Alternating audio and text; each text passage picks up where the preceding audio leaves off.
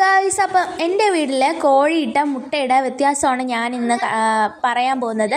ആദ്യം കോഴിയിട്ട മുട്ടയാണെങ്കിൽ വളരെ ചെറുതായിരുന്നു. അതിനുശേഷം നമ്മൾ ആഹാരക്രമത്തിൽ കുറച്ച് മാറ്റമൊക്കെ വരുത്തി ആ ടിപ്സാണ് ഞാൻ നിങ്ങൾക്ക് കാണിച്ചു തരാൻ വേണ്ടി പോകുന്നത്.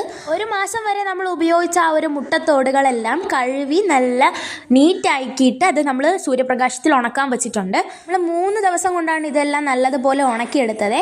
ഇതിൻ്റെ ഫുൾ ഡീറ്റെയിലിംഗ് വീഡിയോ ആണെങ്കിൽ ഞാനാണെങ്കിൽ ചാനലിൽ ഇട്ടിട്ടുണ്ട്, ആരും കാണാൻ മറക്കല്ലേ. നല്ല തിന്നായിട്ടാണ് ഞാൻ പൊടിച്ചെടുത്തിട്ടുള്ളത്. ഇത് കോഴിക്കുഞ്ഞുങ്ങൾക്ക് കൊടുക്കാൻ പാടില്ല. അപ്പം അരവേവായിട്ടുള്ള ഒരു ചോറിൽ ഇത് മുട്ടത്തോട് പൊടിച്ചതും ചേർത്ത് മുട്ട തീറ്റയും ചേർത്ത് വലിയ തീറ്റയും കൂടെ നമ്മൾ ചേർത്ത് പിന്നെ ഇത് കോഴികൾക്ക് കൊടുക്കുന്നതിന് മുമ്പ് ഇച്ചിരി വെള്ളവും കൂടെ ഒഴിച്ച് മിക്സ് ആക്കിയിട്ട് വേണം കൊടുക്കേണ്ടത്. ഇത് പൂവൻ കോഴികൾക്ക് കൊടുക്കുന്നത് വഴിയിട്ട് വേറെ പ്രശ്നങ്ങളൊന്നും ഉണ്ടാവാറില്ല. അപ്പം നമുക്കുള്ള എല്ലാ കോഴികളും നല്ലതുപോലെ തന്നെ കഴിക്കുന്നുണ്ട്. അപ്പം നമുക്ക് കിട്ടിയിട്ടുള്ള ആ ഒരു വലിയ മുട്ട പൊട്ടിച്ച് നോക്കിയപ്പോൾ അതിനകത്ത് 2 മഞ്ഞക്കുരു